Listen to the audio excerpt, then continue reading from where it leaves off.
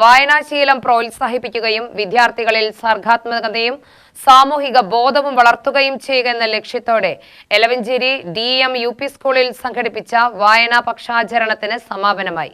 ഇതോടനുബന്ധിച്ച് സ്കൂളിലെ വിവിധ ക്ലബ്ബുകളുടെ ഉദ്ഘാടനവും നടന്നു. പരിപാടി പഞ്ചായത്ത് പ്രസിഡന്റ് C. രേണുക ഉദ്ഘാടനം ചെയ്തു.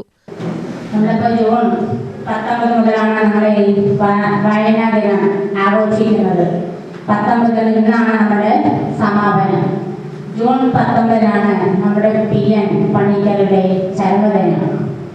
അദ്ദേഹം 1995 മരണപ്പെട്ടത്.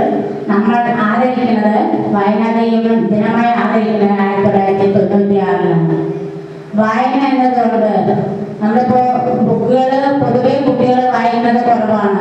കുട്ടികളെല്ല വലിയവരാണെങ്കിലും വായന കുറവാണ്. ഇപ്പോൾ നമ്മൾ മൊബൈലും ഫോണും മാത്രമാണ് നമ്മൾ അതിലായി ചുരുക്കിക്കൊണ്ടിരിക്കുകയാണ്.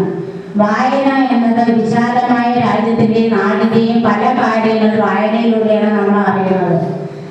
TV-യിലാണെങ്കിലും മൊബൈലാണെങ്കിലും അന്നന്ന് കഴിയുന്ന കാര്യങ്ങളാണ് TV-യിലും മൊബൈലിലൂടെ വരുന്നതെങ്കിൽ നമ്മൾ വായന എന്നത് നമ്മൾ പൂർവികർ മുതൽ ഇന്നുള്ള തലമുറ വരെയുള്ള കാര്യങ്ങൾ നമ്മൾ വായനയിലൂടെ നമുക്ക് ഒരുപാട് കാര്യങ്ങൾ പഠിക്കാനുണ്ട്.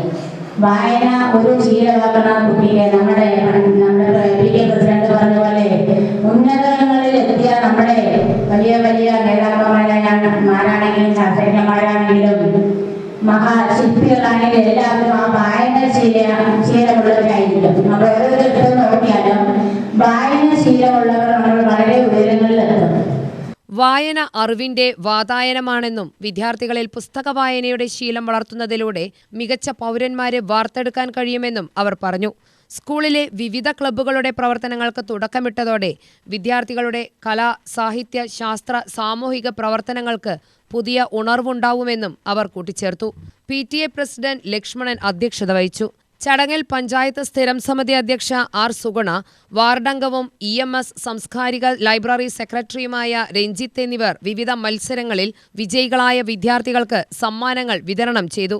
EMS വായനശാല പ്രസിഡന്റ് രഞ്ജിത്ത്, ബേബീസ് കലാസമിതി ലൈബ്രറി സീനിയർ വിഭാഗം president Chandran, SRG convener Shalini Menon, staff secretary MS Sudha എന്നിവർ പ്രസംഗിച്ചു. പ്രധാനാധ്യാപിക MN ബിന്ദുകല സ്വാഗതവും സ്കൂൾ വിദ്യാരംഗം കൺവീനർ അരുൺ തോമസ് നന്ദിയും രേഖപ്പെടുത്തി. UTV news, Palakkad.